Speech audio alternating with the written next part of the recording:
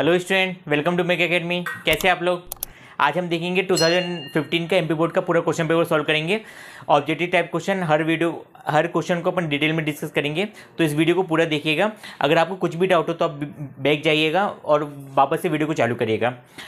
Previous year paper बहुत ज़्यादा important होते हैं किसी भी एग्जाम के लिए। जैसे आप एमपी बोर्ड में ना, तो प्रीवियस क्वेश्चन पेपर से आप देखेंगे ना, हर साल कुछ ना कुछ क्वेश्चन रिपीट होते हैं। उस क्वेश्चन को करने से आप ना 15 से 20 मार्क्स तक ज़्यादा ला सकते हैं। और इसमें वीडियो में आपको बताऊंगा कि कैसे आपको क्वेश्चन को अटेम्प्ट करना है ना। तो अपन पहला क्वेश्चन स्टार्ट करते हैं। तो पहला क्वेश्चन देखिए अपनी स्क्रीन पे। A1 B1 not equal to A1 B2 not equal to A2 B1 then the system of equation has. अगर आपको पता है ना कि A1, अगर इसको सॉल्व करेंगे तो क्या आएगा, A1/A2 not equal to B1/B2, है ना। इस केस में क्या होता है, कि सॉल्यूशन के क्या होते हैं, यूनिक सॉल्यूशन। इसका आंसर क्या हो जाएगा, यूनिक सॉल्यूशन ना, ऑप्शन नंबर ए, है ना। ये होगा पहला क्वेश्चन। दूसरा क्वेश्चन देखिए। तो दूसरे क्वेश्चन में बोला है the coordinate of the intersecting point of the line x + y = 7 and x - y = 3।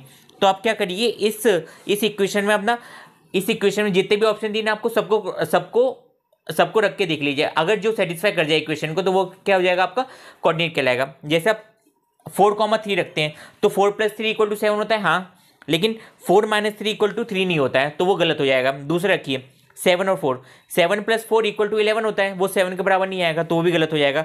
5 और 2 रखिए, 5 और 2 रखेंगे तो क्या आएगा, 7 आएगा, लेकिन है, और दूसरे में 5 - 2 रखेंगे तो वो 3 आएगा। तो दोनों लाइन की इक्वेशन को क्या कर रहा है, वो सेटिस्फाई कर रहा है, मतलब LHS = RHS आ रहा है। तो इसमें बोल दूंगा मैं कि ये क्या है, इंटरसेक्टिंग पॉइंट है। तो दूसरे का आंसर क्या आ जाएगा, 5,3, है ना। क्या आ जाएगा, 5,2, सॉरी। फिर से समझ लेता हूँ। अगर मैं 5 + 2 रखता हूँ तो वो 7 के बराबर आ रहा है, हाँ, तो पहली वाली इक्वेशन सेटिस्फाई हो जाएगी। और 5 - 2 करूँगा तो वो भी 3 के बराबर आ रहा है, तो भी क्या आ जाएगी, दूसरी वाली इक्वेशन भी क्या आ जाएगी, सेटिस्फाई हो जाएगी। थर्ड क्वेश्चन देखिए। Zeros of the x² - 2x। x² - 2x के अपन को क्या निकालने, जीरोस निकालने। तो सबसे पहले क्या करें, इसके आगे जीरो लगाया, इसमें से अपन ने x कॉमन लिया तो क्या आ गया, x - 2 आ गया। तो इसके जीरोस क्या आ जाएंगे, x = 0 और x = 2, x = 0 और x = 2, मतलब कि सी ऑप्शन है, इसका सी ऑप्शन है और इसका भी सी ऑप्शन है। फोर्थ वाला देखिए। फोर्थ वाले क्वेश्चन में बोला गया if p = 1/x + 1 and q = x² - 1/x + 1। तो आपको निकालना p × q निकालना। तो p × क्या हो जाएगा, 1/x + 1 इंटू x² - 1/x - 1। इसको फर्दर आप सॉल्व करिए तो कितना आएगा, 1/x + 1 into x + 1 into x - 1 upon x - 1। x - 1 से x - 1 गया और x + 1 से x + 1 गया, तो पूरा कितना आ गया, 1 आ गया। तो पूरा कितना आ गया, 1 आ गया, मतलब कि बी ऑप्शन। फिफ्थ देखिए। The third proportional of 8,12। The third proportional of 8,12 आपके कोर्सेज से हट चुका है, तो आप इसको स्किप कर दीजिए, है ना। इसको क्वेश्चन नंबर सेकंड देखिए, मैचिंग। हाँ, तो मैचिंग में बोला गया sin 30 आपको सबको पता है, sin 30 की वैल्यू क्या होती है, √3/2। क्या होता है, √3/2। हाँ, sec² θ - 1, sec² θ - 1 क्या हो जाता है, sec² θ - 1 होता है tan θ, और tan θ, है ना, क्या हो जाता है, tan² θ, सॉरी, उसके बाद रूट लगाया, तो उसका आंसर क्या आ जाएगा, tan θ। क्या आ जाएगा, tan θ, है ना, tan θ आ जाएगा, ठीक है। अब आप इसको देखिए, sin 55 डिग्री और cos 35 डिग्री। इसका सबसे अच्छा तरीका है, दोनों एंगल को प्लस करिए। अगर आप दोनों एंगल को प्लस करने पे 90 आ रहा है, तो साइन को cos के टर्म में और cos को sin के टर्म में अपन लिख सकते हैं। तो यहाँ पे देखिए 55 + 35 करेंगे तो क्या आएगा, 90 डिग्री आएगा। तो क्या आएगा, 90 डिग्री आएगा। यानी कि मैं लिख सकता हूँ कि जो मेरा 35 डिग्री है वो क्या है, 90 - 55 के बराबर है, 90 - 55 डिग्री के बराबर है। तो यहाँ का जो एक्सप्रेशन है वो कैसा बन जाएगा, sin 55 को तो sin 55 लिखा मैंने, माइनस cos 35 को क्या लिख सकता हूँ मैं, 90 - 55। और आप सभी को पता होगा कि cos 90 - थीटा क्या होता है, sin थीटा होता है। क्या होता है, sin थीटा होता है। यहाँ पे थीटा क्या है, 55 है, तो कितना हो जाएगा, sin 55। sin 55 से sin 55 गया तो क्या आ जाएगा, 0 आंसर। इसका आंसर क्या आ जाएगा, 0, है ना। sec θ अपॉन tan θ, तो इसको सॉल्व करने का सबसे अच्छा तरीका इन्वर्स कर लीजिए। तो sec θ को sec θ लिखा दीजिए।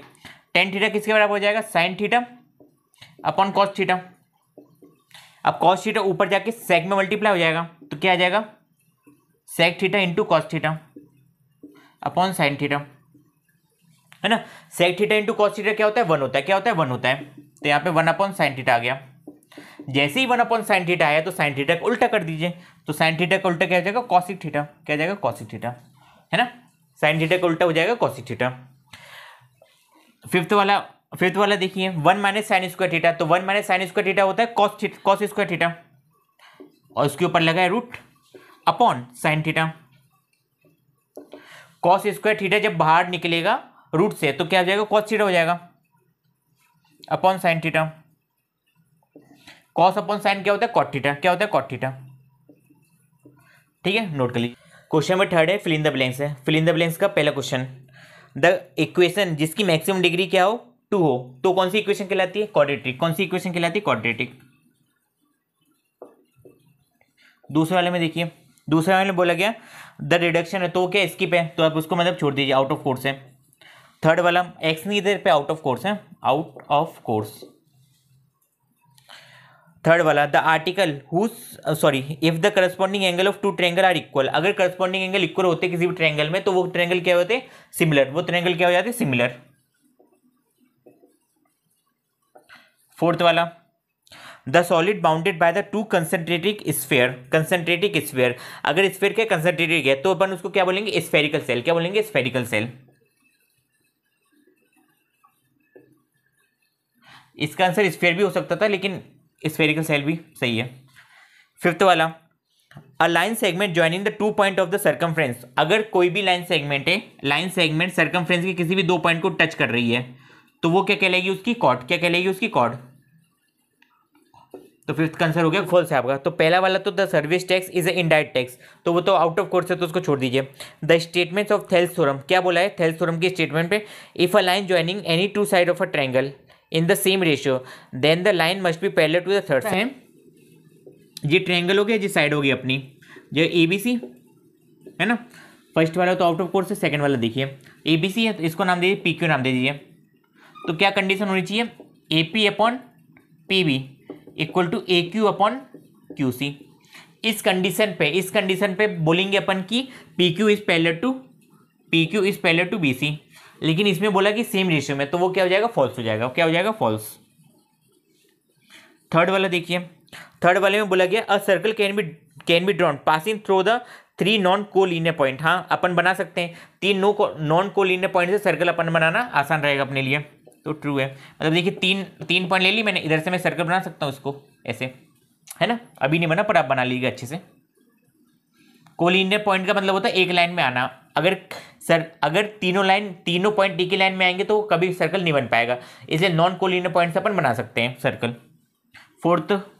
फोर्थ वाले में बोला गया the length of the 2 tangent drawn from the external point are unequal होती है, लेकिन अपन को पता है कि एक सर्कल है, इधर पे अपन ने पॉइंट बना, उधर से अपन टेंजेंट ड्रॉ करेंगे तो दोनों की लेंथ क्या रहेगी बराबर, है ना। तो PA इक्वल टू PB होगा, लेकिन स्टेटमेंट बोला गया कि वो अनइक्वल है तो वो क्या हो जाएगा फॉल्स। फिफ्थ देखिए a line joining the object under consideration with the eyes is known as line of sight. हाँ तो आंसर तो ट्रू है, लेकिन आउट ऑफ कोर्स है तो आप इसको स्किप कर दीजिए, नोट कीजिए। क्वेश्चन नंबर 5 आपका 1 वर्ड है, तो 1 वर्ड देखिए। तो 1 वर्ड का पहला वाला फिर से आउट ऑफ कोर्स है तो उसको छोड़ दीजिए। सेकंड वाला क्या है, सेकंड वाला है कि एक्स की वैल्यू फाइंड करनी है। आपको पता ही है कि सर्कमफ्रेंस से कोई भी लाइन ज्वाइन होती है तो वो क्या रहेंगे उस पॉइंट पे एंगल क्या रहेंगे हमेशा इक्वल रहेंगे, तो यहाँ पे 55 है तो वो अभी क्या आ जाएगा 55 डिग्री। थर्ड वाला देखिए, थर्ड वाले में क्या बोला गया है what is the ratio between the volume of cylinder to volume of cone. तो वॉल्यूम ऑफ सिलेंडर क्या होता है पाई आर स्क्वायर एच होता है, और वॉल्यूम ऑफ कोन क्या होता है 1/3 pi R square H. Pi R square से पाई आर स्क्वायर एच चला गया, कितना बचा 1/1/3, 3 ऊपर जाएगा तो क्या आ जाएगा 3:1, क्या जाएगा 3:1 आ जाएगा। फोर्थ वाला देखिए, फोर्थ वाले में क्या पूछा श्योर इवेंट, अगर इवेंट क्या श्योर है तो श्योर इवेंट की प्रोबेबिलिटी हमेशा क्या रहेगी 1, श्योर इवेंट की प्रोबेबिलिटी हमेशा क्या रहेगी 1 ही रहेगी। Fifth find the mode of the following observation, आपको मॉड फाइंड करना फॉलोइंग ऑब्जर्वेशन का। तो मॉड क्या है, कौन सा नंबर सबसे ज़्यादा बार रिपीट हो रहा है। तो आप देखेंगे इसमें 8 सबसे ज़्यादा बार रिपीट हो रहा है, तो इसका आंसर हो जाएगा 8, आंसर हो जाएगा। ऑब्जेक्टिव क्वेश्चन के बाद इधर से ना तो मतलब एक्सप्लेनेशन क्वेश्चन चालू हो गए ना, आपके सब्जेक्टिव क्वेश्चन चालू हो गए। क्वेश्चन नंबर 6 का जो पहला है, prove that the Pythagoras theorem. अब तो ना वो आपके कोर्स में है नहीं, अभी इसका सेकंड वाला देखिए। तो सेकंड वाले भी आउट ऑफ कोर्स है, लेकिन आपको मैं करा रहा हूँ नॉलेज के लिए, है ना। 8, 15 एंड 17 सेंटीमीटर आपको प्रूफ करने की वो राइट एंगल ट्रायंगल है। अगर राइट एंगल ट्रायंगल होता है तो मान लीजिए अपन ने एक राइट एंगल ट्रायंगल बना लिया। सबसे आसान तरीका, सबसे पहले आप राइट एंगल ट्रायंगल जो दिया है ना वो लिख लीजिए। ऐसा राइट एंगल ट्रायंगल बना लिया अपन ने, ए बी सी, बी पर अपन मान लेते राइट एंगल ट्रायंगल है, तो बी के सामने वाली साइड क्या हो जाएगी, हाइपोटेनस। क्या हो जाएगी, हाइपोटेनस। बी सी को आप मान लीजिए बेस, इसको मान लीजिए परपेंडिकुलर। क्या मान लीजिए, परपेंडिकुलर। परपेंडिकुलर बेस आप चेंज भी कर सकते हो। हाइपोटेनस है, हाइपोटेनस क्या होती है, सबसे बड़ी साइड। सबसे बड़ी साइड इन तीनों में आपको कौन सी लग रही है, 17। क्या लग रही है, 17 सेंटीमीटर। बेस आप कुछ भी ले लीजिए, तो बेस मैंने 15 ले लिया और परपेंडिकुलर मैंने 8 सेंटीमीटर ले लिया। अगर ये राइट एंगल ट्रायंगल है, तो कंडीशन को सेटिस्फाई करेगा, कौन सी, पाइथागोरस थ्योरम को सेटिस्फाई करेगा। तो पाइथागोरस थ्योरम कहती क्या है कि हाइपोटेनस का square equal to base square plus perpendicular square. Hypotenuse का स्क्वायर किसका है, 17 है, तो 17 का स्क्वायर। बेस का स्क्वायर कितना है, 15 है, 15 का स्क्वायर। और परपेंडिकुलर कितना है अपना, परपेंडिकुलर है 8 का स्क्वायर। आप इन दोनों को चेंज भी कर सकते हो आपके अकॉर्डिंग। हाँ, अगर LHS इक्वल टू RHS आ गया तो अपन बोल देंगे प्रूफ हो जाएगा। तो 17 का स्क्वायर होता है 289, 15 का स्क्वायर होता है 225 एंड 8 का स्क्वायर होता है 64। इन दोनों को सम अप करिए, तो आप इन दोनों को सम करेंगे तो कितना आएगा, इधर पे तो 9 आ जाएगा, यहाँ पे कितना आ जाएगा 8, 289। तो 289 इक्वल टू 289 होता ही है, क्या कर सकते हैं, तो 289 इक्वल टू 289 हो गया, LHS इक्वल टू RHS हो गया। हाँ, तो अपन बोल सकते हैं it is a right angle triangle because it satisfy the condition of the Pythagoras theorem. Question number 7 देखिए। 7 में बोला कि आपके दो फिगर दी हैं, दोनों को आपको क्या प्रूफ करना है कि वो दोनों सिमिलर है कि नहीं है। तो सिमिलर की कंडीशन क्या होती है, तीनों एंगल क्या होना चाहिए, बराबर होना चाहिए, है ना। हर करस्पॉन्डिंग एंगल क्या होना चाहिए, बराबर। तो जैसे मेरे को दिख रहा है कि एंगल ए बराबर किसके, एंगल पी के बराबर है ना। एंगल ए किसके बराबर है, एंगल पी के बराबर है। एंगल बी देखिए, तो एंगल बी किसके बराबर हो गया, एंगल क्यू के बराबर हो गया। एंड एंगल सी देखिए, एंड एंगल सी किसके बराबर हो गया, एंगल आर के बराबर हो गया। Angle C equal to angle R कितना कितना है लिख लीजिए वो भी। तो ये है 100 डिग्री, ये है 50 डिग्री और ये अपना 30 डिग्री, है ना। 30 डिग्री हो गया। अब करस्पॉन्डिंग साइड्स भी देखिए, तो इसकी करस्पॉन्डिंग साइड कौन सी है। अगर अपन बात करें ए बी की, ए बी की करस्पॉन्डिंग कौन सी है, इधर पे ए बी की करस्पॉन्डिंग अपन कौन सी साइड ले ताकि वो क्या आ जाए, रेशियो में आ जाए। तो ए बी करस्पॉन्डिंग में पी क्यू ले लेता हूँ, तो कितना आएगा 2:3, कितना आएगा 2/3, है ना। सिमिलरली बी सी देखिए, बी सी की करस्पॉन्डिंग में क्यू आर को ले लेता हूँ, तो बी सी कितना है मेरा 4 है एंड क्यू आर कितना है 6 है। तो अब इसको सॉल्व करेंगे तो वो भी कितना आएगा 2/3 आएगा। अब बची कौन सी, ए सी बची है, तो ए सी देखिए, है ना। ए सी देखिए, ए सी की करस्पॉन्डिंग कौन सी आ जाएगी, पी आर, है ना। आपको ऐसी साइड से लेनी है ताकि रेशियो सेम क्या आ जाए, सेम आ सके, है ना।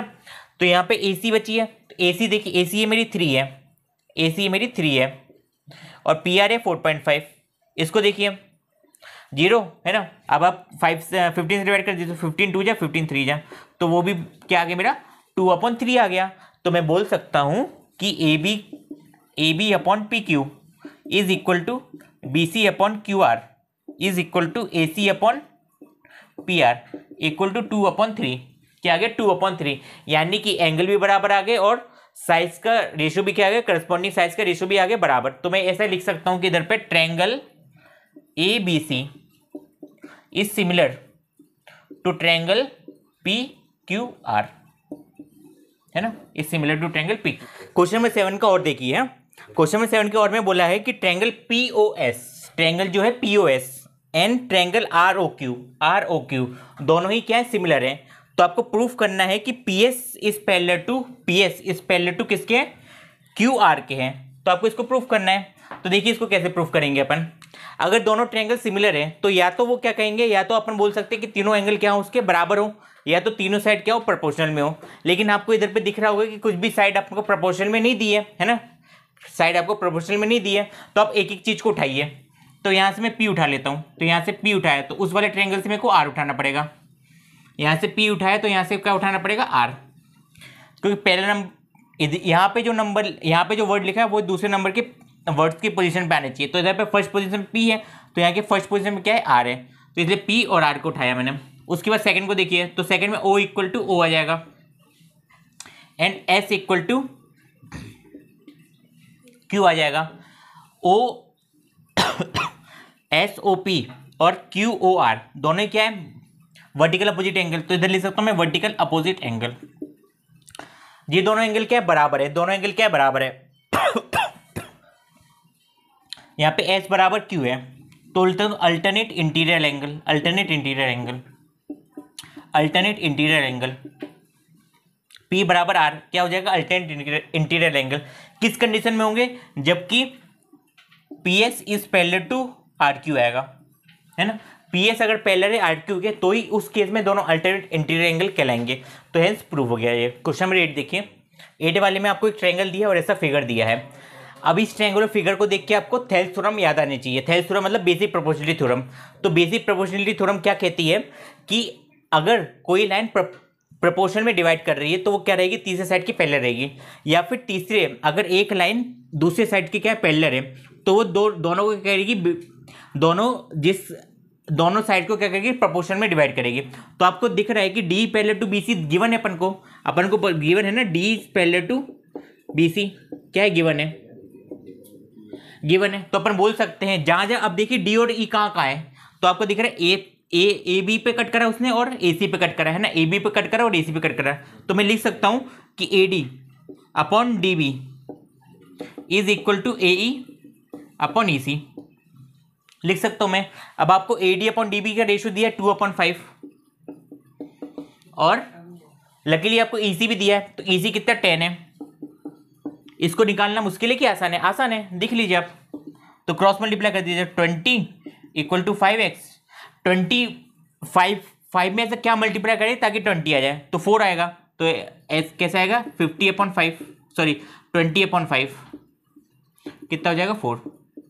20/5 कितना हो जाएगा, 4। क्वेश्चन नंबर 9 देखिए। 9 में आपको मीडियन फाइंड करना है। तो मीडियन फाइंड करने के लिए आप क्या करिए, सबसे पहले इसको या तो असेंडिंग या तो डिसेंडिंग में अरेंज कर लीजिए। तो असेंडिंग में अपन असेंडिंग में अरेंज कर लेते हो। तो सबसे छोटा नंबर देखिए, तो सबसे छोटा है 15। 15 के बाद 16 है क्या, नहीं है। 17 भी नहीं है, 18 हाँ 18 है। 19 नहीं है, 19 भी है ना, 19 भी है। 20 हाँ 20 भी है। 21 नहीं दिख रहा। 22 भी नहीं है, 23 भी नहीं है, 24 भी नहीं है, 25 भी नहीं है। तो उसके बाद क्या आएगा, 25 के बाद 26 आएगा, फिर 27 आएगा। 27 के बाद डायरेक्टली कौन सा नंबर आ जाएगा, 29 एंड 29 के बाद कौन सा आ जाएगा, 35 है ना। 29 के बाद आ जाएगा 35। कितने नंबर हो गए, 1 2 3 4 5 6 7 8 9, 9 नंबर हो गए है ना। 9 n इक्वल टू 9 मतलब कि क्या है, ऑड है।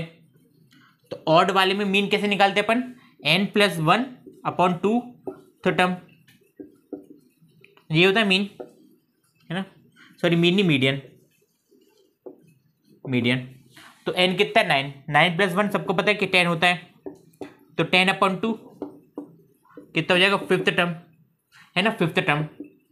तो 5th टर्म देखिए कौन सी आ रही है, 1 2 3 4 5, कौन सी आ रही है, 25। तो मीडियन हो जाएगा इसका 25। क्वेश्चन 9 बहुत सिंपल क्वेश्चन है। आपको बोला गया find mean of all factor of 20।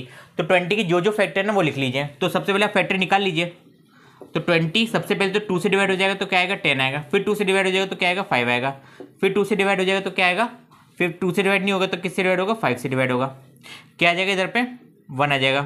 फिर 1 से डिवाइड होगा तो 1 आ जाएगा। अब इसके फैक्टर कैसे निकालने हैं, तो फैक्टर देखिए कैसे निकालते हैं फैक्टर। तो 20 1 से तो डिवाइड हो ही जाएगा, 2 से भी डिवाइड हो जाएगा, 3 से भी डिवाइड हो जाएगा, 3 से डिवाइड नहीं होगा, 4 से डिवाइड, हाँ 4 से डिवाइड हो जाएगा, 5 से डिवाइड हो जाएगा, 6 से डिवाइड नहीं होगा, 7 से डिवाइड नहीं होगा, 8 से भी डिवाइड नहीं होगा, 9 से भी डिवाइड नहीं होगा, 10 से डिवाइड हो जाएगा, 11 से भी नहीं होगा, 12 से भी नहीं होगा। अब ये डायरेक्ट किससे होगा, 20 से डिवाइड होगा है ना। आपको इन सब के फैक्टर निकालने हैं, इन सब के मीन निकालना है। तो मीन देखिए, तो मीन क्या हो जाएगा, sum of all number upon total number. तो सम करिए तो क्या आ जाएगा, 2 + 1 3, 3 + 4 3 + 4 7, 7 + 5 7 + 5 कितना हो जाएगा, 12, 12 + 10 22, 22 + 22 32 42 कितना आ जाएगा, 42।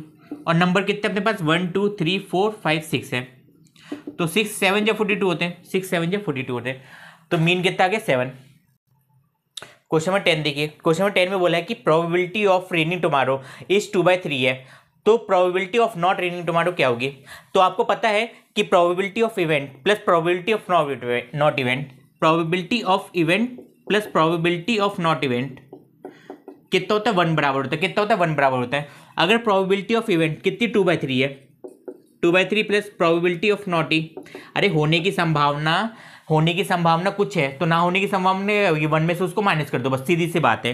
तो अगर प्रोबेबिलिटी नहीं होनी बारिश तो क्या हो जाएगा? 1 - 2/3 है ना, 1 - 2/3। तो किसको करिए, इसको सॉल्व करिए तो 3 - 2/1 कितना आ जाएगा? 3 - 2/3 कितनी आ जाएगी? 1/3। कितनी आ जाएगी? 1/3। क्वेश्चन नंबर 10 का और वाला भी आपके प्रोबेबिलिटी से रिलेटेड है। तो प्रोबेबिलिटी में क्या बोला गया कि आपको जब आपने दो कॉइन को टॉस करा, तो उसकी एक पे हेड और दूसरे पे टेल आने की प्रोबेबिलिटी क्या क्या हो सकती है। अब ध्यान से देखिए इस क्वेश्चन को। इस क्वेश्चन में बच्चे हमेशा गलती करते हैं। यहाँ पे मेरा एक कॉइन है, हाँ, या तो इस पे हेड आ सकता है या तो इस पे टेल आ सकता है, और ये अपना दूसरा कॉइन है, या तो इस पे हेड आ सकता है या तो इस पे टेल आ सकता है। तो क्या क्या पॉसिबल कॉम्बिनेशन अपन देखते हैं। तो दोनों में हेड आ जाए चलेगा, है ना, दोनों में हेड आ जाए, दोनों में हेड आ जाए। पहले वाले में हेड आ जाए, दूसरे वाले में टेल आ जाए तो भी चलेगा। फर्स्ट वाले में टेल आ जाए, दूसरे वाले में हेड आ जाए, और फोर्थ वाले में क्या है? दोनों में टेल आ जाए। इसके अलावा कोई पॉसिबल चांसेस है क्या? नहीं है। तो प्रोबेबिलिटी ऑफ इवेंट क्या आ जाएगा? Favourable event upon total outcome. ध्यान से देखिएगा इस क्वेश्चन को, है ना, ध्यान से देखना, अच्छे सुनना। फेवरेबल इवेंट क्या बोला कि एक कॉइन पे क्या है? हेड है, और दूसरे कॉइन पे क्या है? टेल है। तो पहले वाले कॉइन पे क्या आ जाए? हेड आ जाए, दूसरे वाले कॉइन पे टेल आ जाए। लेकिन ऐसा भी तो हो सकता है पहले वाले कॉइन में टेल है, दूसरे वाले कॉइन में क्या आ जाए? हेड आ जाए। तो कितने पॉसिबल है? 2 है, और टोटल आउटकम कितने? 4 है। तो क्या आ जाएगा आंसर? 1/2। क्या आ जाएगा आंसर? 1/2। क्वेश्चन नंबर 11 देखिए। तो 11 वाले में बोला गया है कि आपको solve the linear equation by eliminating the method. आपको क्या करना है? एलिमिनेटिंग मेथड का यूज करके इसको सॉल्व करना है। तो एलिमिनेटिंग मेथड का आप क्या करिए, कोफिशिएंट को बराबर कर दिए किसी भी एक नंबर के कोफिशिएंट को। तो इसमें क्या अच्छा लग रहा है आपको? 3 है ना, 3 और 3 क्या है? बराबर है। 3 और 3 क्या है? बराबर है। तो अब इसको सॉल्व कर लीजिए। अगर मैं क्या करूँ, इसको फर्स्ट इक्वेशन मान लीजिए और सेकंड इक्वेशन, अगर कोफिशिएंट क्या आ जाए? सेम आ जाए, तो आपको क्या करना है? बस उसको सब्ट्रैक्ट कर देना। क्या करना है? सब्ट्रैक्ट कर देना है ना, क्योंकि इसमें सेम साइन है। क्या है? सेम साइन है। तो 3 में से 3 सब्ट्रैक्ट कर दीजिए। तो क्या करिए? सब्ट्रैक्ट फर्स्ट एंड सेकंड वाली इक्वेशन को क्या करिए? सेपरेट कर दीजिए। तो कैसे करना है सेपरेट? ध्यान से देखना आप। इक्वल टू 11, और दूसरे वाले में 3x - 4y = 2। सब्ट्रैक्शन का साइन लगा तो साइन चेंज हो जाएगी। यहाँ पे प्लस का तो माइनस का हो जाएगा, माइनस का तो प्लस का हो जाएगा, प्लस का तो माइनस का हो जाएगा। 3 में से 3 क्या? 0 बचा। 4 + 2 क्या हो जाएगा? 6y। 11 में से 2 गए कितने बचे? 11 में से 2 गए कितने बचे? 9। तो y = क्या आ जाएगा मेरा? 9/6, मतलब कि 3/2। क्या आ जाएगा? 3/2। अब देखिए x निकाल लीजिए, तो x इसमें पुटअप कर दीजिए। तो 3x + 2 × y की वैल्यू क्या है? 3/2 है, इक्वल टू 11 है। तो 2 से 2 गया, तो 3x = 3 = 11। 3x + 2 = 11। तो 3x = 11 - 3, 3x = 9। तो x = कितना आ गया? 3। x = कितना आ गया? 3। नोट कर लीजिए इसको। ये गलती कर दी, 11 - 3 = 8 हो गया इधर पे। तो 8/3 आएगा आंसर, 8/3, है ना। क्वेश्चन नंबर 12 देखिए। Sum of two number is 80। Sum of two number है, आपको 80 दिया है, and the first number is 20 more than the second number. First number जो है 20 मोर है सेकंड नंबर से। तो इसको आपको सॉल्व करना है। तो आप ऐसा मान लीजिए, दो नंबर को आप x एंड y मान लीजिए। Let the number be x and y, है ना। नंबर को क्या मान लीजिए? x एंड y, है ना। नंबर को क्या मान लीजिए? x and y। तो अपन को पहली कंडीशन क्या दी है? x + y का सम कितना? 80 के बराबर है। x + y का सम कितना? 80 के बराबर है। और दूसरा नंबर है, जो दूसरा नंबर है, मतलब दूसरा नंबर हो गया y। y कैसे निकलेगा? जब पहले नंबर से वो क्या है? 20 टाइम्स बड़ा है। 20 है ना, 20 एग्जिट कर रहा है। क्या कर रहा है? 20 एग्जिट कर रहा है। तो y की वैल्यू आ गई x + 20, है ना। Put the value of y in equation first. Put the value of y equation first. Maths में जब भी आप सॉल्व करें इक्वेशन को, तो ध्यान रखिएगा, जो भी क्वांटिटी निकलती है वो दूसरे के रिस्पेक्ट में निकलती है। तो इसमें क्या बोला कि दूसरा नंबर जो है वो पहले नंबर से क्या है 20 बड़ा है, 20 मतलब 20 बड़ा है, मतलब कि 20 मोर है। तो दूसरा नंबर क्या हो गया y, पहले नंबर से 20 मोर है तो x है, वो पहला नंबर x है, उस पर अपन ने 20 को ऐड कर दिया है ना। तो ऐसी इक्वेशन बन गई। तो put the value y in equation first, इसको फर्स्ट इक्वेशन मान लीजिए, y की वैल्यू रख दीजिए, क्या आ जाएगी y की वैल्यू x प्लस 20 है, और है ना x प्लस 20 है, एक x पहले से ही है, इक्वल टू कितना 80 है। तो x plus x 2x plus 20 equal to 80, तो 2x इक्वल टू 80 माइनस 20, तो x इक्वल टू क्या आ जाएगा 60/2 मतलब कि 30, x इक्वल टू क्या आ जाएगा 60/2 इक्वल टू 30। दूसरा नंबर कैसे निकलेगा y, तो y क्या हो जाएगा, y हो जाएगा अपना x प्लस 20 है, x कितना 30 है, 30 प्लस 20 मतलब कि 50, 30 प्लस 20 इक्वल टू 50। अगर आपको ऐसे सॉल्व नहीं करना ना तो हिट एंड ट्राई लगाइए थोड़े। ऐसे दो नंबर जिसको प्लस करने पे क्या है मेरा 80 है, तो 30 प्लस 50 करूँगा मेरा क्या आएगा 80 आएगा, और 50 क्या है 30 से 20 बड़ा भी है, 20 टाइम्स बड़ा भी है, तो आप हिट एंड ट्राई लगा सकते हैं। क्वेश्चन नंबर 12 का जो और वाला है ना वो इसकी पे आपको ना वो आपको करने की जरूरत नहीं है, और क्वेश्चन नंबर 13 भी है ना आउट ऑफ कोर्स है, तो वो आपको करने की जरूरत नहीं है। क्वेश्चन नंबर 14 देखिए, 14 भी आपको क्या फॉर्मूला मेथड से आपको प्रूफ करना है, लेकिन फॉर्मूला मेथड आप ध्यान से अप्लाई करिएगा, और कैसे किस मेथड से अप्लाई करते हैं वो देखिए ध्यान से। सबसे पहले फॉर्मूला मेथड में आप जो भी कोफिशिएंट दिया ABC है वो आप लिख लीजिए, तो आपको कभी गलत नहीं होगा। तो A इधर पे मेरा क्या है, A इधर पे क्या है 1 है, 0 मत लिखिए क्योंकि x² एग्जिट कर रहा है, अगर x² नहीं लिखा रहता तो मैं 0 लिखता। B क्या हो जाएगा मेरा -5 हो जाएगा, एंड C क्या हो जाएगा 6 हो जाएगा। सबसे पहले आप D निकालिए डिस्क्रीमेंट, तो डिस्क्रीमेंट किसके बराबर होता है B² माइनस 4AC के बराबर होता है डिस्क्रीमेंट। B कितना हो जाएगा -5 का whole square minus 4 into 1 into 6 है ना, तो कितना आ जाएगा 25 माइनस 6 4 जा आ जाएंगे 24, तो यहाँ से कितना आ गया D 1 आ गया, D क्या आ गया मेरा 1 आ गया। अब आप फॉर्मूला मेथड को आपको यूज़ करना है, तो x और y किसके बराबर होते हैं -b प्लस माइनस √d/2a है ना, -b तो b की वैल्यू क्या है -5 है, तो माइनस का 5 है ना, b की वैल्यू क्या है -5 प्लस माइनस √d, तो √d के अंदर 1 है तो यहाँ पे सिंपली 1 आएगा /2, और a क्या है 1 है तो 2 इंटू 1 2 ही हो जाएगा। तो क्या करिए आप एक बार x लीजिए एक बार y लीजिए है ना, एक बार x लीजिए एक बार y लीजिए है ना। तो एक बार अपन ने x लिया, x क्या आ जाएगा माइनस प्लस हो जाएगा, तो प्लस 1/2, 5 + 1 6/2 मतलब कि 3 है ना, और दूसरा रूट ये x1 हो गया, ये मेरा x2 हो गया, इसको x1 x2 लिख लीजिए है ना। तो x2 क्या आ जाएगा मेरा यहाँ पे 5, अब एक बार मैंने माइनस तो प्लस 5 है तो वो सब में आएगा, लेकिन इधर पे प्लस माइनस लगा तो एक बार प्लस लिया मैंने, एक बार माइनस लूँगा, 5 - 1 क्या आ जाएगा 2 हो जाएगा, 5 - 1 सॉरी 4 हो जाएगा, 4/2 क्या आ जाएगा 2। तो मेरे जो दो रूट्स हैं वो है 3 और 2, आप इस मिडिल टर्म ब्रेक करके भी आप इसको सॉल्व करेंगे तो भी आ जाएगा। क्वेश्चन नंबर 14 देखिए, 14 वाले में बोला गया find the value of p in the equation 2py² minus 8y plus p so that the equation है इक्वल रूट। इक्वेशन क्या आनी चाहिए इक्वल रूट आनी चाहिए। तो आपको पता है कि इक्वेशन के इक्वल रूट कब आते हैं, जब क्या होता है डिस्क्रीमेंट 0 होता है। तो सबसे पहले आप ABC निकाल लीजिए, क्या निकाल लीजिए ABC, तो a कितना हो जाएगा मेरा 2p, b कितना हो जाएगा -8 एंड c कितना हो जाएगा p, और डिस्क्रीमेंट इक्वल टू 0 करना है। डिस्क्रीमेंट किसके बराबर होता है b² - 4ac के बराबर होता है, b² - 4ac equal to 0। b की वैल्यू क्या है 8 है, -8 का स्क्वायर माइनस 4 इंटू a कितना मेरा 2p है, और c कितना मेरा p है, c कितना मेरा p है इक्वल टू 0, यहाँ पे नोट कर रहा हूँ। तो 8 का स्क्वायर माइनस का 8 का स्क्वायर कितना हो जाएगा 64 माइनस 4 2 जा 8p² इक्वल टू 0। तो यहाँ से क्या जाएगा, यहाँ से आप 8p² इक्वल टू 64 है ना, 8p² इक्वल टू 64, इसको सॉल्व करिए तो p² कितना जाएगा मेरा 64/8 है ना, 64/8, तो इसको सॉल्व करेंगे तो कितना आएगा 80 आएगा। तो p² मेरा 8 के बराबर है, तो p मेरा क्या आएगा 2√2 प्लस माइनस 2√2, p की वैल्यू क्या आएगी +-2√2। नोट कर लीजिए इसको। क्वेश्चन नंबर 15 देखिए, at a distance of 30 metre away from the tower the angle of elevation of the top of the tower is 30 degree, find the height of tower. तो आपको निकालनी है टावर की हाइट निकालनी है। तो आपने ऐसा डायग्राम बनेगा इसका, क्योंकि 30 डिग्री एंगल ऑफ एलिवेशन है टावर से, है ना। यहाँ पे कितना एच, टावर की हाइट क्या मान लिया मैंने, एच मान ली। यहाँ से डिस्टेंस कितनी दी, 30 मीटर। तो सिंपली आप इसमें 10 30 डिग्री लगा दीजिए। तो 10 30 डिग्री क्या हो जाएगा, परपेंडिकुलर अपॉन बेस। परपेंडिकुलर कितना अपना ए सी है, अपॉन बेस कितना है, बी सी है। तो ए सी क्या दिया अपन को, एच मान लीजिए, और बी सी कितना है 30। 10 30 की वैल्यू क्या होती है, 1/√3 इक्वल टू एच अपॉन 30। तो यहाँ से सॉल्व करें तो क्या आएगा, क्रॉस मल्टीप्लाई कर दीजिए।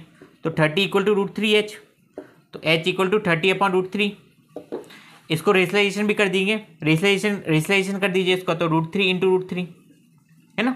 √3 से √3 मल्टीप्लाई कर दीजिए ऊपर नीचे, कितना आ जाएगा इधर पे, 30 अपॉन √3 इंटू 3 से गया तो 10 बार में, कितना आ गया 10 अपॉन √3, कितना आ गया 10 अपॉन √3 हाइट होगी टावर की। नोट कर लीजिए इसको। क्वेश्चन 15 का और देखिए, और वाले में क्या बोला है आपको, from the top of 60 metre high house the angle of depression of the ship is 60 degree. तो यहाँ पे एंगल ऑफ डिप्रेशन कितना दिया है, 60 डिग्री का दिया है। Find the distance between the ship if of the foot of the tower है। यहाँ पे आपको हाइट दी, पहले वाले क्वेश्चन में हाइट नहीं दी थी, है ना। इस वाले क्वेश्चन में हाइट दी है और आपको डिस्टेंस निकालनी है। तो बस इसमें भी सिंपली आप यहाँ पे इसको नाम दे दीजिए, जैसे ए, इसको नाम दे दीजिए डी है। तो आपको दिख रहा है कि D A is parallel to क्या हो जाएगा, बी सी हो जाएगा। D A is parallel to B C हो जाएगा। Then angle D A B is equal to angle A B C, है ना। Angle D A B is equal to angle A B C. तो angle D A B कितना है, D A B है अपना 60 degree है, तो 60 degree equal to angle A B C. तो यहाँ एंगल ए बी सी भी कितना आ गया, 60 डिग्री आ गया। ए बी सी भी कितना आ गया, 60 डिग्री आ गया। अब आप क्या करिए, सिंपली इधर पे क्या लगा दीजिए, tan थीटा लगा दीजिए। तो tan 60 डिग्री, tan 60 डिग्री क्या हो जाएगा, ए सी अपॉन बी सी। ए सी कितना है मेरा 60 है, और बी सी कितना है आपको फाइंड करना है। tan 60 होता है √3, तो √3 equal to √3 B C equal to 60 degree. तो बी सी कितना आ जाएगा, 60 अपॉन √3। फिर से आप रेशनलाइजेशन कर दीजिए, तो √3 अपॉन √3 क्या आ जाएगा, 60 √3 अपॉन 3। तो 3 को सॉल्व कर तो 20, तो कितना आंसर आ गया मेरा 20√3, कितना आ गया 20√3।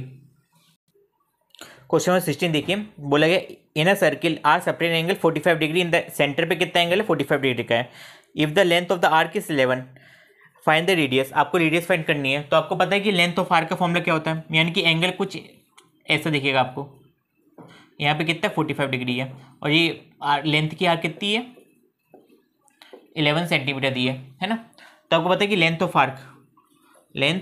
आर्क किसके बराबर होते हैं, थीटा अपॉन 360 इंटू 2πr, है ना। Theta upon 360 into 2πr। तो थीटा कितना दिया 45 डिग्री, कितना दिया 45 degree upon 360 into 2 into pi की वैल्यू क्या हो जाएगी 22.7 इंटू रेडियस निकालनी है आपको फाइंड, और लेंथ कितनी दी 11 दी है।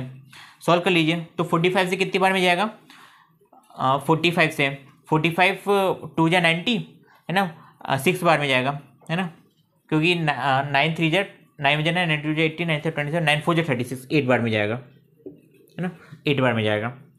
और क्या दिख रहा है 4, यहाँ पे 4 कॉमन दिख रहा है। अब आप बस क्रॉस मल्टीप्लाई कर दीजिए। तो यहाँ पे क्या 11 इंटू ऊपर क्या बचा 22 इंटू आर बचा है ना, और नीचे क्या बचा 4 इंटू 27, 4 इंटू 27 28 हो जाएगा। अब क्रॉस मल्टीप्लाई कर दीजिए, तो 28 into 11 upon 22 equal to are.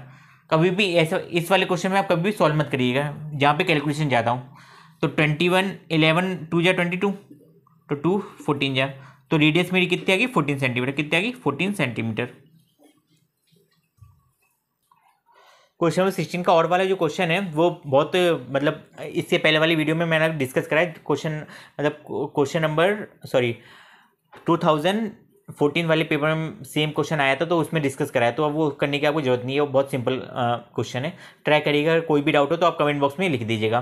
Question number 17 देखिए, 17 वाले में बोला गया एक कोन है, अपने पास 2 कोन है ना, एक्चुअली क्या है 2 कोन है अपने पास, ठीक है, एक दूसरा भी कोन है, दोनों की रेडियस सेम है, दोनों की रेडियस क्या सेम है। तो अगर इसकी रेडियस आर है तो इसकी रेडियस भी क्या है आर है, और वो आर कितना दिया अपन को, आर दिया अपन को 7 सेंटीमीटर, कितना दिया 7 सेंटीमीटर।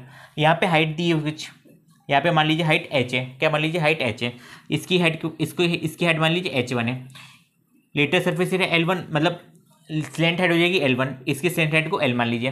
क्या बोला कि इसका जो वॉल्यूम है इसकी लीटर सरफेस एरिया के बराबर है। इसका वॉल्यूम क्या जाएगा, volume equal to 1/3 pi R square H, है ना। और इसका लीटर सरफेस एरिया क्या जाएगा, लीटर सरफेस एरिया क्या आ जाएगा, पाई आर एल, क्या हो जाएगा, पाई आर एल। दोनों इक्वल दिए हैं तो क्या हो जाएगा 1/3 पाई आर स्क्वायर कितना हो जाएगा 7 का स्क्वायर इंटू हाइट, हाइट कितनी है इधर पे, हाइट है अपनी 9 है, हाँ हाइट है अपनी 9 है, equal two litre surface area. तो लीटर सरफेस एरिया कितना हो जाएगा 5 पाई इंटू आर, रेडियस कितनी 7 है इंटू एल। बस आप इसको आपको सॉल्व करना है। तो 7 के स्क्वायर से एक 7 चला गया है ना, 7 पाई से पाई गया, 3 जा, तो यहाँ पे क्या बचा 7 इंटू 3 इक्वल टू एल। तो एल कितना आ गया 21 सेंटीमीटर इक्वल टू एल। तो स्लैंट हाइट कितनी आ गई मेरी 21 सेंटीमीटर। नोट कीजिए इसको। क्वेश्चन 17 का और देखिए, और वाले में बोला है a cylinder of height 90 centimetre and base diameter 8 centimetre is melted and recast into a sphere of diameter 12 centimetre है। Find the number of sphere. तो आपको फाइंड करने हैं नंबर ऑफ स्फीयर, कितने नंबर ऑफ स्फीयर फॉर्म हुए। तो ध्यान से देखिए कैसे क्वेश्चन करेंगे सॉल्व। ध्यान से देखिए इसको कैसे सॉल्व करेंगे। एक सिलेंडर को अपन रिकास्ट कर रहे हैं किसमें, स्फीयर में रिकास्ट कर रहे हैं। तो जब एक सिलेंडर को स्फीयर में रिकास्ट करेंगे अपन तो दोनों का वॉल्यूम क्या रहेगा, सेम रहेगा। दोनों का वॉल्यूम क्या रहेगा, सेम रहेगा। तो मान लीजिए वॉल्यूम ऑफ, सबसे पहले वॉल्यूम ऑफ सिलेंडर वीसी मतलब वॉल्यूम ऑफ सिलेंडर है, तो कितना हो जाएगा वो पाई आर स्क्वायर एच, कितना हो जाएगा पाई आर स्क्वायर एच, है ना। तो पाई क्या हो जाएगा, पाई को पाई लिखा रहने दीजिए। और रेडियस कितनी है, अगर डायमीटर 8 सेंटीमीटर तो रेडियस कितनी हो जाएगी 4 सेंटीमीटर, तो रेडियस कितनी हो जाएगी 4 का स्क्वायर। और हाइट कितनी हो जाएगी 90, है ना। ये हो गया वॉल्यूम, है ना। अभी आप इसको सॉल्व करके ऐसे लिख रहने दीजिए। यहाँ पे स्फीयर, तो स्फीयर का वॉल्यूम कितना है, वॉल्यूम ऑफ स्फीयर क्या होता है 4/3 pi R cube, 4/3 pi R cube, है ना। तो 4/3 पाई को पाई लिखा रहने दीजिए इंटू रेडियस, रेडियस कितनी हो जाएगी इधर पे, अगर डायमीटर 12 है तो रेडियस कितनी हो जाएगी 6 सेंटीमीटर। तो यहाँ पे 6 का क्यूब कितना आ जाएगा 6 का क्यूब, है ना। अब आप देखिए ध्यान से देखिए, इस पूरे सिलेंडर को अपन किस में कन्वर्ट कर रहे हैं, स्फीयर में कन्वर्ट कर रहे हैं। तो volume of cylinder equal to N into volume of sphere होगा। जितने इधर पे स्फीयर आएंगे इनका वॉल्यूम, एक का वॉल्यूम। तो वॉल्यूम सिलेंडर कितना है 4 इंटू पाई इंटू 4 का square into 90 equal to pi into 4/3 into pi into 6 into 6 into 6। अब आपको बस इसको सॉल्व करना है और एन की वैल्यू निकालनी है। तो पाई से तो पाई गया, जो जो आप चीज़ें दिख रही है उसको कर दीजिए सॉल्व। यहाँ पे क्या जाएगा, एक 4 से एक 4 चला जाएगा इधर पे, 3 2 जा 6 हो जाएंगे, है ना। तो इधर कितना जाएगा 4 into 90 equal to 2 into 6 into 6 into N. तो यहाँ पे जो एन आएगा, यहाँ पे एन आएगा, यहाँ पे लिख रहा हूँ मैं एन। तो एन क्या आ जाएगा 4 इंटू 90 अपॉन 2 इंटू 6 इंटू 6, है ना। 2 इंटू 6 इंटू 6, है ना, सॉल्व करने पे। अब सॉल्व करें तो 2 2 जा, है ना, फिर से 6 से काट दीजिए इसको, तो 6 1 जा 6, 6 5 जा 30, 6 5 जा 30, 2 3 जा 3 5 जा। तो कितने स्फीयर बन गए बेटा 5, कितने स्फीयर बन जाएंगे 5। यानी कि एक सिलेंडर को जो इस डायमेंशन का है उसको अपन स्फीयर में कन्वर्ट करेंगे तो ऐसे 5 स्फीयर मेरे को मिलेंगे, ऐसे 5 स्फीयर मेरे को मिलेंगे। नोट कीजिए इसको। क्वेश्चन नंबर 17 तक इधर अपन ने देखे। अब क्वेश्चन नंबर जो 18 है, क्वेश्चन नंबर 18 हो गया, वो आप आउट ऑफ कोर्स है। अगर आउट ऑफ कोर्स भी मतलब क्वेश्चन नंबर 18 का जो और वाला है उसमें अपन ने 2014 वाले पेपर में या क्वेश्चन 13 वाले पेपर में अपन ने उसको डिस्कस करा। अगर आप प्रीवियस ईयर पूरे क्वेश्चन सॉल्व कर रहे हैं तो आपको जीके डबल बार है, तो आप इसको छोड़ दीजिए इस बारे में। क्वेश्चन नंबर 19 जो है 19 वाला भी अपन ने प्रीवियस ईयर पेपर में डिस्कस कर चुके हैं। तो आप देख रहे हैं कितने क्वेश्चन रिपीट होते हैं, यानी कि प्रीवियस ईयर पेपर की इंपॉर्टेंस कितनी ज़्यादा होती है ना। क्वेश्चन नंबर 20 भी आप छोड़ दीजिए, क्वेश्चन नंबर 20 भी आप छोड़ दीजिए, वो भी प्रीवियस ईयर पेपर का ही है। और क्वेश्चन नंबर 20 मतलब 19 का और वाला भी प्रीवियस ईयर पेपर में, 20 वाला आउट ऑफ कोर्स है तो उसको भी छोड़ दीजिए। क्वेश्चन नंबर 21 कंस्ट्रक्शन वाला है, कंस्ट्रक्शन वाला आप कर ही लेंगे। अगर आपको डाउट हो तो कमेंट बॉक्स में लिखिएगा, आपको सॉल्यूशन मिल जाएगा। एंड आप देखिए क्वेश्चन नंबर 22, क्वेश्चन नंबर 22 में बोला गया है रूट के अंदर क्या है 1 minus sine theta upon 1 plus sine theta equal to क्या प्रूफ करना है आपको, इसको sec theta minus tan theta, sec theta minus tan theta proof करना है। क्वेश्चन नंबर 22, है ना। रूट के अंदर जब भी हो आप रेशनलाइजेशन कर दीजिए, तो अब इसका रेशनलाइजेशन करिए तो क्या आ जाएगा 1 minus sine theta into 1 minus sine theta upon में 1 plus sine theta into 1 minus sine theta, है ना। अपने LHS को लिया तो यहाँ पे क्या इक्वेशन बनेगी, रूट के अंदर 1 माइनस साइन थीटा का होल स्क्वायर बनेगा, और नीचे क्या बनेगा, 1 minus sine square theta, 1 minus sine square theta. 1 minus sine square theta क्या होता है, कॉस स्क्वायर थीटा। क्या होता है, कॉस स्क्वायर थीटा। तो यहाँ पे आ जाएगा कॉस स्क्वायर थीटा, और ऊपर आ जाएगा 1 माइनस साइन थीटा का होल स्क्वायर रूट के अंदर। अब ना 1 माइनस साइन स्क्वायर थीटा का होल स्क्वायर है जो बाहर आएगा, तो क्या आएगा उधर पे 1 माइनस, जब वो बाहर आएगा तो रूट से बाहर आएगा तो क्या हो जाएगा, 1 माइनस साइन थीटा ही बाहर आएगा, 1 minus sine theta. Cos square theta root से बाहर आएगा तो क्या आएगा, वो कॉस थीटा होगा। क्या होगा, cos theta. 1 minus sine theta upon cos theta है, तो इसको अलग अलग कर लीजिए। तो 1 upon cos theta minus sine theta upon cos theta. 1 upon cos theta होता है सेक थीटा। क्या होता है, सेक थीटा। और sign theta upon cos theta होता है टेन थीटा। क्या होता है, टेन थीटा। ये हो गया अपना क्वेश्चन नंबर 22 का और वाला देखिए। Sec theta plus tan theta into 1 minus sine theta. सबसे अच्छा तरीका क्या है, 1 माइनस साइन थीटा इधर पे, तो अब क्या करिए, इधर पे सेक और टेन को क्या करिए, साइन और कॉस में कन्वर्ट कर लीजिए। तो सेक थीटा का आइडेंटिटी क्या होती है, sec theta equal to 1 upon cos theta होता है। एमपी बोर्ड के क्वेश्चन पेपर में स्टेप्स लिखना बहुत ज़्यादा इंपॉर्टेंट होता है, तो आप जितने भी सॉल्यूशन मैंने करवाया उसमें मैंने स्टेप नहीं लिखी, लेकिन आप स्टेप जरूर लिखिएगा। Sec theta equal to 1 upon cos theta होता है, और टेन थीटा इक्वल टू क्या होता है, sign theta upon cos theta, है ना। डब्बा बना लिए ताकि अपन को हाईलाइट कर सके ये क्या है, आइडेंटिटी है। तो सेक थीटा की जगह क्या लिख देंगे अपन, 1 upon cos theta plus sine theta upon cos theta bracket में इंटू 1 माइनस साइन थीटा, है ना।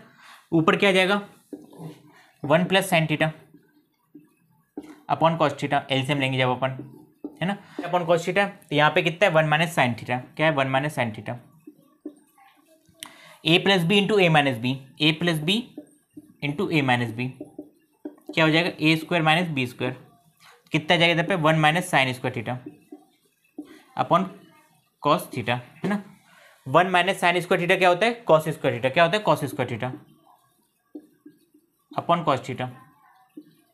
तो एक कॉस गया, तो क्या बचा इधर पे, कॉस थीटा। तो इसको सिंप्लीफाई करने पे क्या आ गया, कॉस थीटा आ गया। क्वेश्चन नंबर 23 वाला क्वेश्चन है ना, वो आपने क्वेश्चन नंबर 2014 के पेपर में करा, तो आप उसको उस वाली वीडियो में देख लीजिएगा जब क्वेश्चन नंबर 14 करेंगे। और क्वेश्चन नंबर 24 है, तो इसमें आपको जस्ट मोड निकालना है, तो वो देखिए कैसे निकालेंगे। तो मोड का फॉर्मूला होता है F1 minus F not upon 2F1 minus F not upon F2। तो F1 आपको पता ही होगा, F1 मतलब हाईएस्ट फ्रिक्वेंसी, तो हाईएस्ट फ्रिक्वेंसी कहाँ पे, इधर पे है। तो F1 तो मेरा हो गया 12, और इसकी हाइट क्या हो जाएगी, हाइट का डिफरेंस मतलब lower limit minus upper limit, तो 180 माइनस 170, तो वो आएगी 10 आएगी, है ना। इसकी लोअर लिमिट कितनी, 170 है। एफ नॉट कितना हो जाएगा, इससे जस्ट पहले वाला कितना है, वो 10 है, और F2 कितना हो जाएगा, 9 है। बस पे पुटअप कर दीजिए। तो L क्या है मेरा, 170 है, plus F1 minus F not, तो 12 में से 10 के तो बचे कितने, 2 इंटू F1, F1 मतलब 12 minus F not minus F2, F not minus F2, तो मतलब 10 माइनस 9 इंटू हाइट है मेरी 10 है, तो 170 प्लस 20, 2 इंटू 20 कितना हो जाएगा, 24 माइनस 19 कितना आएगा इधर पे, 170 प्लस 20 अपॉन, सॉल्व करेंगे तो 5 आएगा, तो 5 4 जा, तो कितना आ जाएगा आंसर, 174। मतलब मोड क्या आ गया मेरा, 174। ठीक है, यहाँ तक देखे अपन ने क्वेश्चन नंबर 24 तक देखे, मतलब इधर तक इस पूरी सीरीज में अपन ने देखा मैथ्स का क्वेश्चन पेपर 2015। इसके मतलब 2014 की और 2013 की क्वेश्चन पेपर की लिंक आपको डिस्क्रिप्शन में मिल जाएगी। अगर वीडियो अच्छी लगी तो वीडियो को लाइक करेगा, अपने फ्रेंड्स के साथ शेयर करेगा, क्योंकि फ्रेंड्स के साथ आप शेयर करेंगे तो उनके भी मार्क्स आने के मार्क्स चांसेस ज़्यादा बढ़ जाएंगे, और आप इसको देखेंगे तो भी चांसेस ज़्यादा बढ़ जाएंगे। हमारी मेक अकेडमी आईडी को फॉलो करना मत भूलिएगा, उस पर आपको लेटेस्ट अपडेट मिलती जाएगी हमारे चैनल की। Thank you for watching.